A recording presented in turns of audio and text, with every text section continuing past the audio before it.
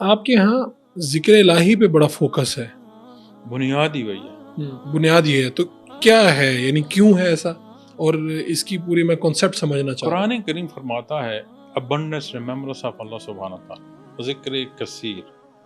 یہ بھی قرآن فرماتا ہے، اللہ کریم فرماتے ہیں تو مجھے یاد کر، میں تجھے یاد کر. ذکر کثیر کا قرآن کریم فرماتا ہے abundance remembrance.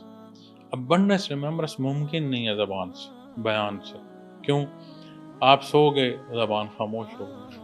اب کثرت کیسے ہو؟ ہم کوشش کرتے ہیں کہ قلبی ذکر جو ہے ذکر خفی ہے، کیونکہ ذکر کی 3 قسمیں ہیں. ایک حصہ ہے عملی ذکر، ایک حصہ ہے لسانی ذکر، ایک حصہ ہے خفی ذکر. خفی ذکر سے آپ ابنس ریممبرنس حاصل کر سکتے ہیں کہ آپ کا ایک ایک باڈی سیل ذاکر ہو جائے.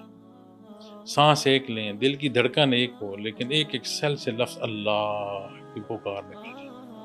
اس کے لیے پھر ہم ذکر کی پریکٹس کراتے ہیں، لفظ اللہ کے ذکر کی کوشش کرتے ہیں کہ سانس کے ساتھ اپنے دل پر اللہ کے نام کی وہ ضرب کرتا رہے. طریقہ ہے، سکھاتے ہیں، بالکل جیسے ایک ایک نقطہ سمجھایا جاتا ہے ایسے سمجھایا جاتا ہے، گائیڈ کیا جاتا ہے. اب جب بندہ اللہ کو اتنا یاد کرتا ہے، مزاج انسانی کا اثر آپ دیکھیں. آپ کسی سے محبت کرتے ہو تو اس کا اثر اس بندے تک جانا شروع ہو جاتا ہے. نفرت کرنا شروع کر دیں اس کا احساس اسے ہونا شروع ہو جاتا ہے. جب آپ اللہ کو یاد کرتے ہیں تو وہ جو نسبت دروازہ آپ کا کھلتا ہے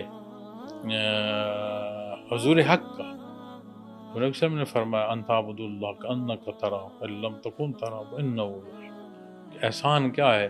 اپنے اللہ کو دیکھ کر عبادت کر رہا ہوں. حضرت موسیٰ علیہ السلام نے فرمایا کہ مجھے اللہ میں دیدار کرنا چاہتا ہوں، تو اللہ نے فرمایا اس پہاڑی کو دیکھ اگر یہ برداشت کر سکی تو آپ بھی کر لینا. تو وہ خاک ہو گئی.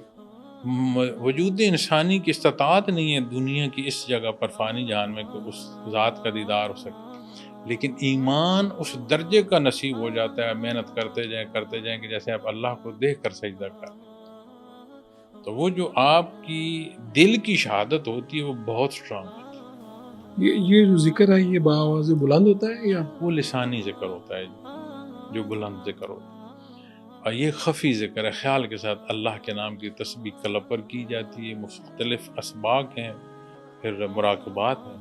وہ جو اس شعبے میں آئے اس کو سمجھ آتی ہے، جو سبکن چلتا ہے اس چیز کو سمجھتا جاتا ہے، سمجھاتے جاتے ہیں.